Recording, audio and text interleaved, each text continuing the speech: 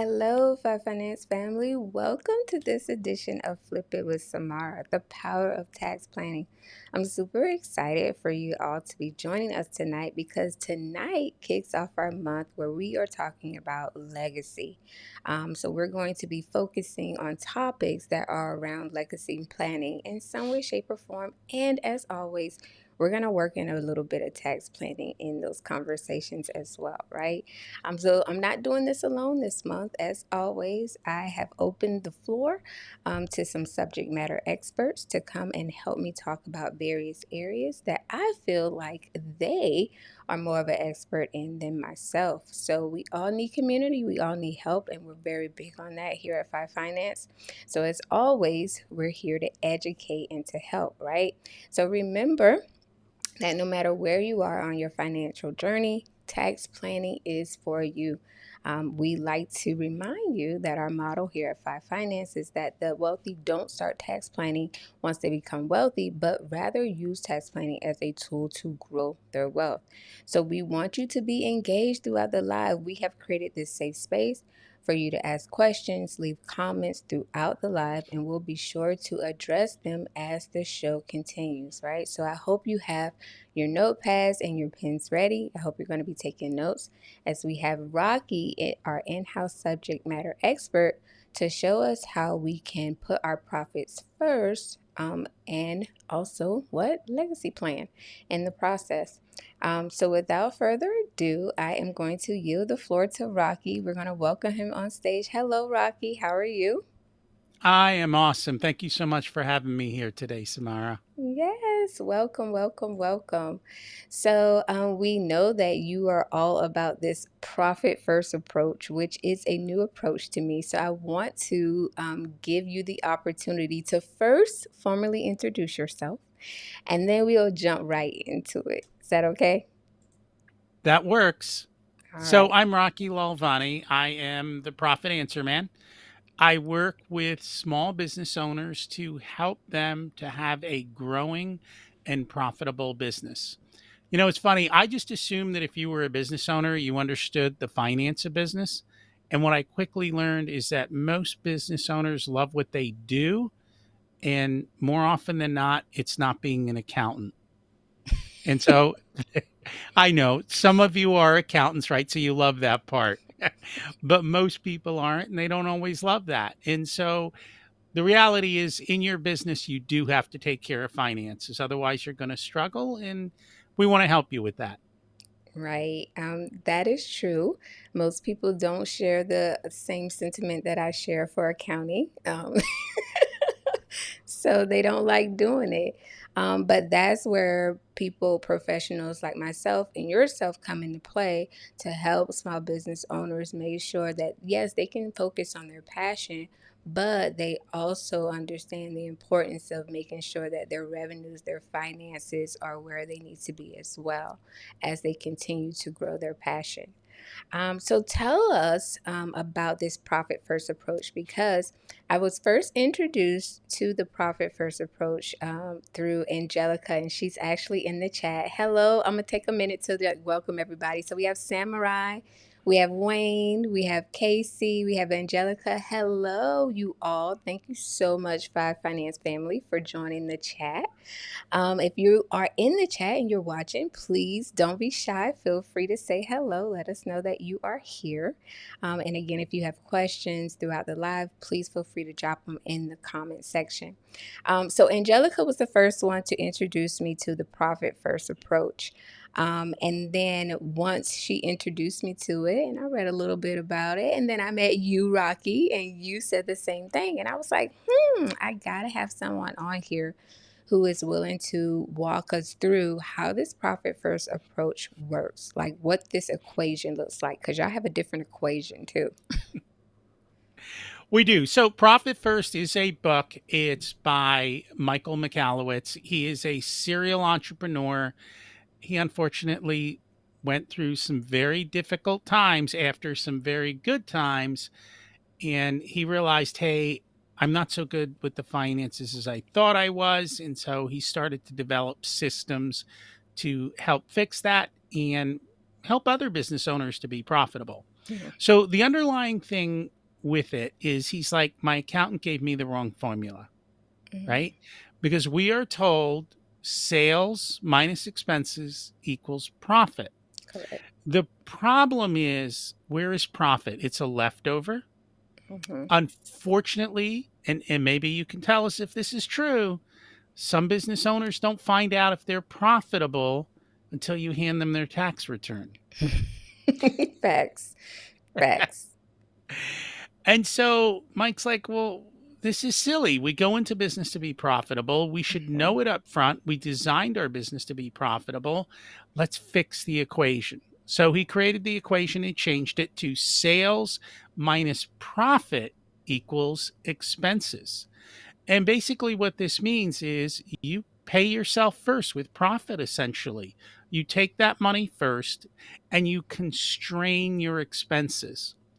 Now, that's not something you hear very often in business, right? They always tell you got to spend money to make money. We kind of disagree with that. You don't always have to spend money to make money, and you need to spend your money appropriately in a way that it will generate revenue. Otherwise, too often it's wasted. And that happens a lot in business. Mm. So I like that approach. So basically, you are taking the approach of saying, hey, um, let's approach this from an aspect of, yes, we have this business. Yes, first and foremost, the business has to be profitable. So when we're looking at where to spend our money, now we need to be more mindful of what we're spending our money on. Is it something we really need right now? Right? And so it does give you more of a ownership, more skin in the game when you're approaching it from that aspect. Interesting concept. It is. So it's based on something called Parkinson's Law. And Mm, Parkinson's Law basically says businesses will use up all the resources that are allocated. So whether it's time or money, if we allocate it to the business, it all gets used up. So let's say we have a project. Well, the first question is always how long and how much. mm-hmm, And whatever we say, that's how long it's going to take and that's how much we're going to spend. mm-hmm, But if we go back to what we talked about and say, what if we constrain ourselves? Well, then we're going to spend less and we're going to do less. And the second principle that makes this possible, and most of us have heard of it, is the 80-20 rule, mm-hmm, right? 20% of what you do produces 80% of the results. If you mm-hmm. take that a step further, 40% of what you do produces 96% of the results, which means 60% of what you do only produces 4%. Why don't we wipe out the 60, forget about the 4, enjoy life, make more money, and have fun? Yo, that is a great approach for sure. Because you know what it does, like I think as a small business owner, and this is just from conversations that I've had with other small business and a small business owner myself, right? When you're looking at your profit and loss statement, which some people don't look at until, like you said, it's tax season. But when you're looking at that profit and loss statement and you see that bottom line, that number, um, it can be depressing if if you're not approaching it from an aspect of, constraining those expenses, right? If you're approaching it from an aspect of, oh, I got to do this because I need this marketing in order to try to generate more customers. But what if that's really not working for you? Then do you really need that marketing spend? So it's definitely disheartening sometimes for entrepreneurs, I think, when they're just like doling out money here and there in hopes to try to bring in more revenue. And especially when they don't see that instant return or that instant gratification, it can become depressing. And you can be like, why did I even do this? Right? I'm just going to pack up shop. I'm going to go back to what works. Right? So I love the approach of saying, "Hey, let's try to put a handle or keep a handle or tight leash on those expenses, and let's only spend where it is absolutely necessary." So before we go any further, we do have a question, Rocky. So Samurai 990410 has a question. He says, Rocky, does this equation work across all businesses? Only the ones that want to be profitable. So there's your answer, Samurai. Only the ones that want to be profitable. Angelica says, so much money is spent in small business that is unnecessary, and this is a fact. I think because we are all exposed to that concept. Heck, I've even used that concept of, oh, you got to spend money to make money. But that may not be the case, right? That may not always be the case. So you want to make sure that you are spending wisely and only on things that are a necessity for the business. And I think when you approach it that way, you absolutely will become more profitable. It's a no brainer. Very true. Yep. Yep. Okay. So now that we understand like the basis, the concept behind approaching this profit first approach, which I absolutely love, by the way, I'm going to have to, it's going to take a minute for an accountant to redo that equation because it's embedded in us, right? Revenues minus expenses equal profit. That's embedded in us. So it's going to take me a minute to grasp the whole sales minus profits equals expenses. But I'll get there, Rocky. I promise. With your help and Angelica help, I'll get there. Um, but now that we understand the basis of it, right, let's talk about some tax planning strategies. When you sit down with a client, right, because we're talking about building a legacy, you create a business in order to build a legacy, either for yourself or for your children or for your family, whomever it may be. That's what you create this business for, right? You don't just do it to make money right now, but you're hoping that it will grow into something that will continue to make money and help other people, affect the lives of other people, right? And so, with that being said, are there any tax planning tips or strategies that you talk to your clients with? Like, what are your top tips or strategies? So, one of the things, and we really haven't talked about how the Profit First system works, but I'll do that really quickly. What Yeah, let's Profit get into First it. does is it sets up bank accounts, each with a specific purpose. So, Hmm. all the money comes into one bank account, which we call revenue.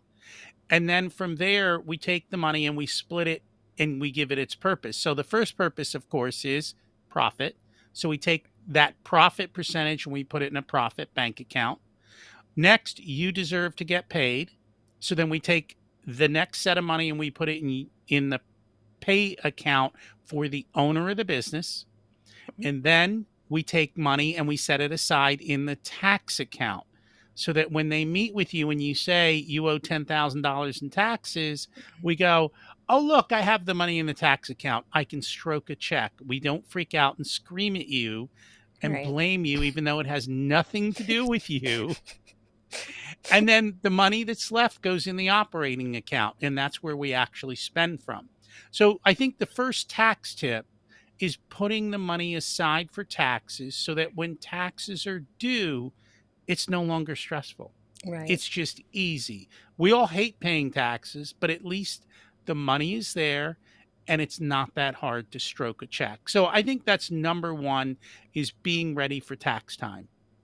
Yep. The other thing that I tell people is taxes shouldn't drive your spending, right? Too often we tend to spend to save on taxes, but it's not worth spending a dollar to save 25 or 30 cents in taxes.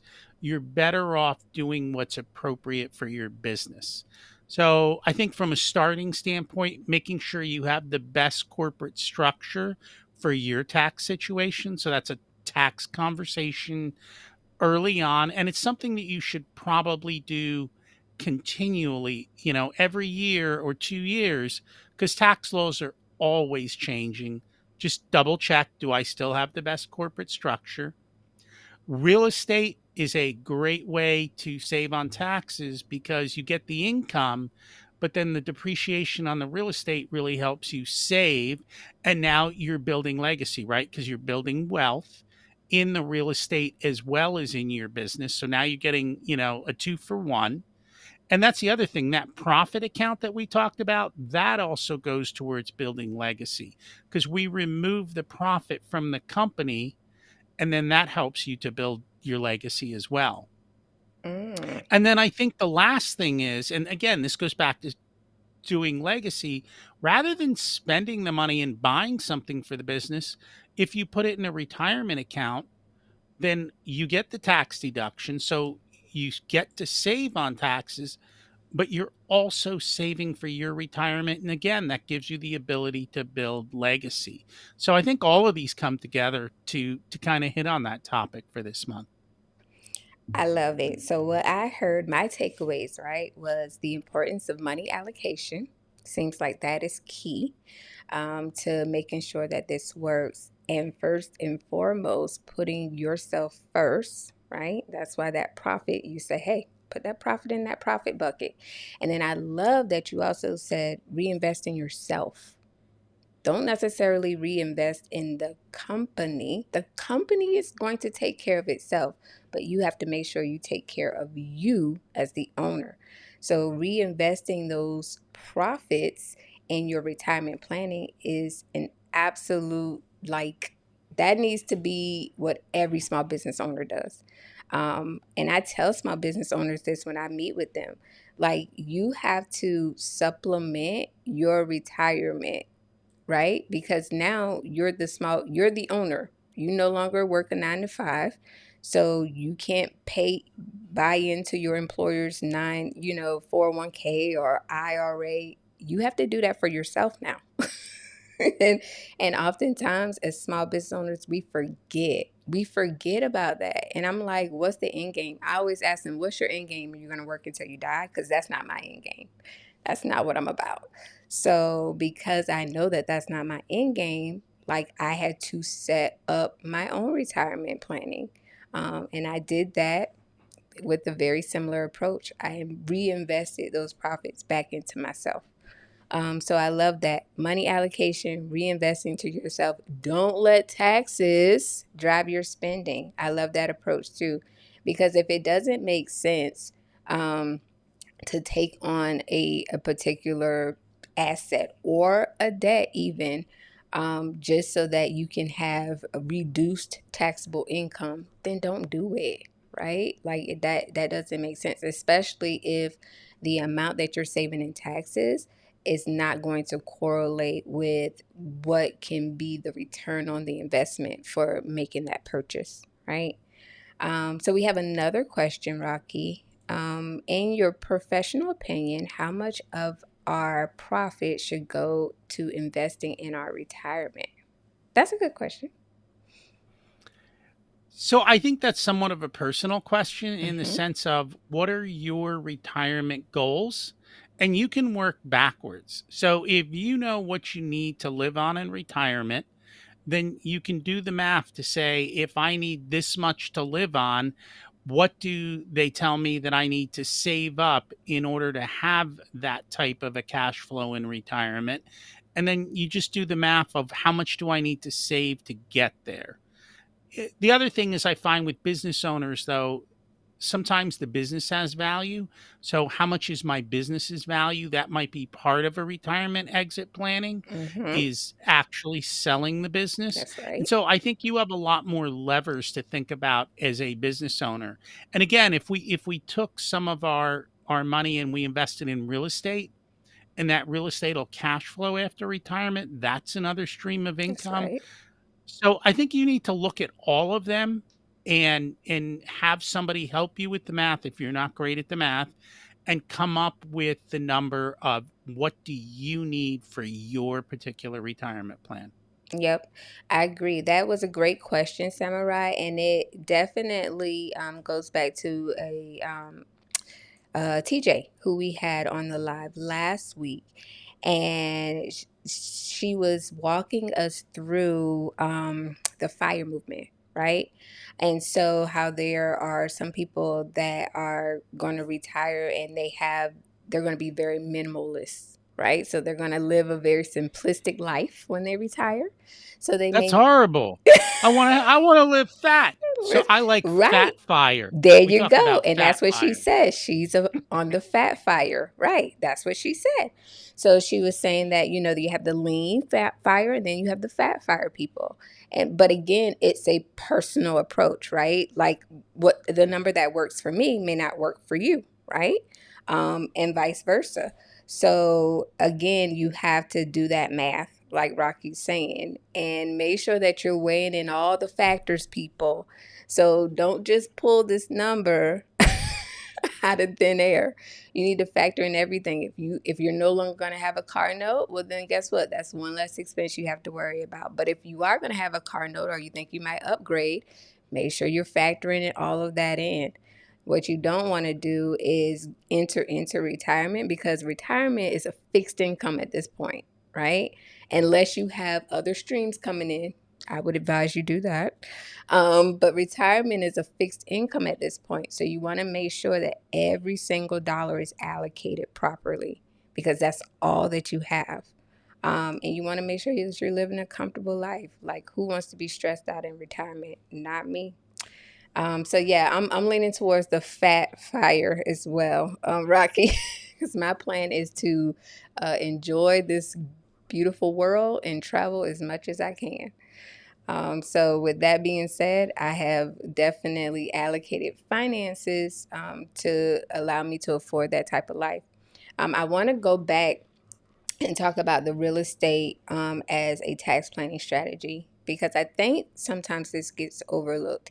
Even if you have your own home, like the home that you currently live in, for most of us, that may not be our forever home, right? But we have gain what we call equity in that home. So that can be a part of our planning for retirement as well. That can be a part of our legacy building, our wealth building, because that equity that we have grown or gained in that home can definitely lead to wealth building when we go to sell that home, right? And that's something that you can add to your retirement account or put away, allocate it to whomever. But I definitely think that owning a home is like the first step, right? That's the first step to building that legacy. And then what Rocky was talking about is having income producing property. So let's say that you bought an income producing property. This is property that you're renting out. Maybe it's a long-term rental. Maybe it is a short-term rental where you just Airbnb it every once in a while. Either way, you can claim the depreciation expense on that property every year, right? So that's what he was saying, how you can save by making these investments in real estate. You can save in taxes that way. So definitely a good approach, but I will say owning property, number one step towards building this wealth and creating a legacy. Absolutely. So now Well, that we understand, I'm sorry, go ahead, Rocky. you can rent your office building to yourself too. Absolutely. Uh-oh. So now you're in my territory. That's right. You can rent the office building to yourself if you are an entrepreneur. You can definitely do that. And then you operate in your home office. You can rent that space out to you, right? To your business. You can use what we call the Augusta rule. We talked about that, Rocky, where you can rent out your home to your business for a period of days in a calendar year. Now, you can't exceed a certain amount of days, but you can definitely rent your home out to your business. Like, let's say you wanted to do a get together where everybody came over. Maybe it's the end of the year kind of party, and you're gonna go over some financials maybe, and do it big. You can definitely do that. Use your home. You don't have to rent out the office space or the conference center at the Holiday Inn. Use your home, right? It's a tax deduction. It's a tax strategy. So definitely a lot of options when you start talking to professionals on how you can be smart in allocating your profits, right? So now that you walked us through the profit first equation, you talked to us about how it works. You gave us some tax strategies, and definitely helped us, plan for taxes. What is the last thing that you like to leave your clients with? Like, what is the last, I guess, goal that most clients are trying to obtain? So here's what I find. Most people don't take action. Mm-hmm. So I'm just going to ask you all to do one simple thing. Go open one bank account, Mm, and out of every dollar that comes into your business, I want you to just put 1% into that bank account. That's it. And watch and see what happens over time. And if you start to realize, hey, I never missed that money, and oh my, look at how it's growing, just start increasing the amount that you're putting aside. But if you take that one simple step, over time, you will start to build wealth and build your legacy. I love it. I love it. And I love that approach. And set it like on something that just reoccurs, people. Like, don't let it be a manual process where you have to put that $1 in there. Set it so that it's just a recurring transaction. Because I think for most of us, and I can only speak for myself, like the set it and forget it approach, like works for me, because I'm hands off, right? And it's not the first thing that I touch. When I feel like I need to spend something or have an investment that I have to make. So I love this set it and forget it approach. We do have a question that I want to make sure we get to before we wrap it up. So Wayne is asking, should this be just a regular savings account? Regular savings account works fine. Just Okay. keep it simple. Okay. Okay, I hear 'em. So you make it slight interest, but I think the what you're trying to do is just get them into the habit of saying, "Hey, for every dollar I earn, I need to allocate something towards a profit, towards my profit." So it's Correct. it's it's changing the mindset, right? That's all we're doing. We're building a habit. Right, right. And it only takes what, 21 days to build a habit? I believe I read somewhere. So you guys do that for the first 21 days and you should be great. Amy says that's a good idea. I agree, Amy. Wayne says, great show. Should we do this for our children as well? Yes. Absolutely. So absolutely. And then share that with the child. Like when you start doing that for your child, when that child becomes of age, tell them, hey, this is something that I did I thought was helpful.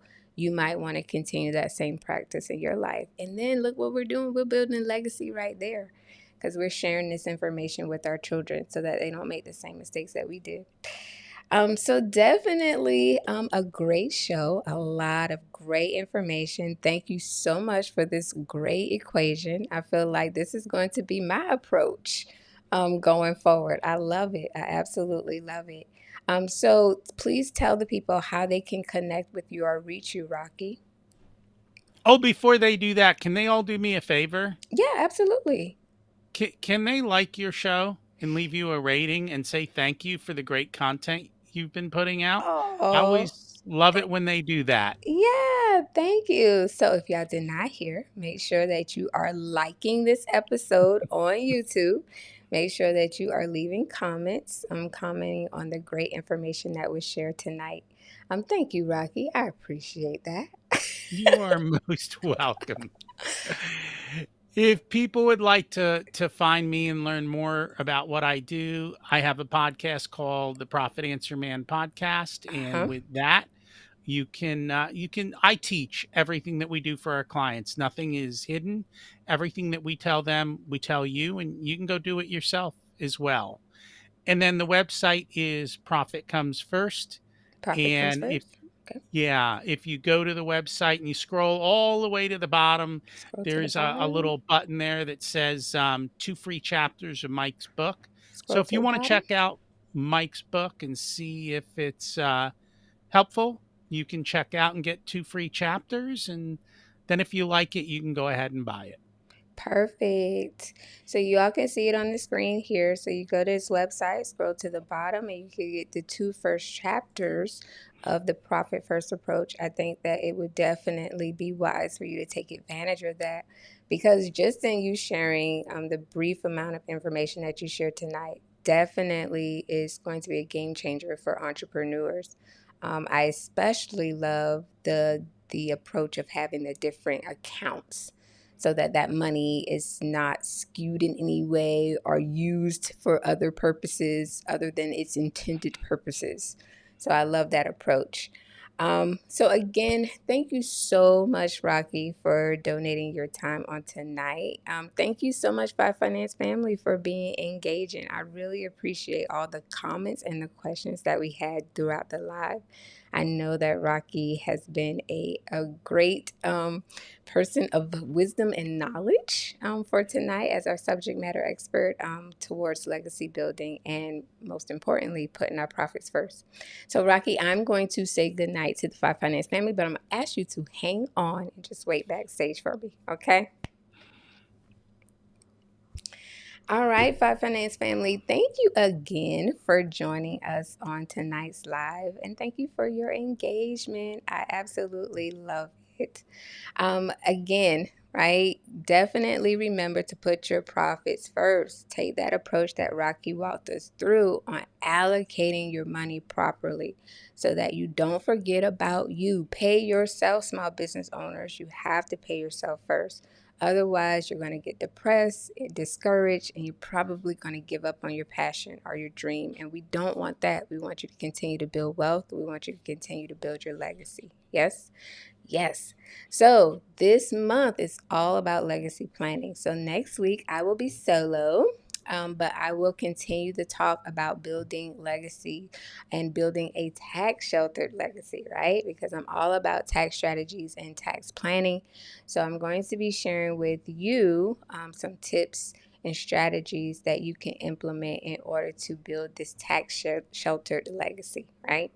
Um, Also, make sure that you are liking this episode. Make sure that you are following us on YouTube, right? If you have not subscribed to our channel, make sure that you subscribe to our YouTube channel. Okay. Make sure that you are also following us on our podcast channel. So we are streaming on Apple Music. We are also streaming on Audible, Spotify.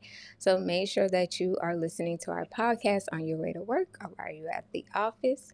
And then, if you really liked what you heard on tonight's live, make sure that you are visiting our website, www.fivefinance.com. You can book a free consultation with yours truly. I do accounting and tax consultations, and they are 30-minute free consultations. So we can learn about some of the issues that you may have or some of the services that you want to take advantage of. We can definitely talk about it, right? So, again, thank you so much for joining on tonight's live. I hope you all have a blessed and wonderful Tuesday evening, and I will see you all next week. Until next time, Five Finance Family, see ya.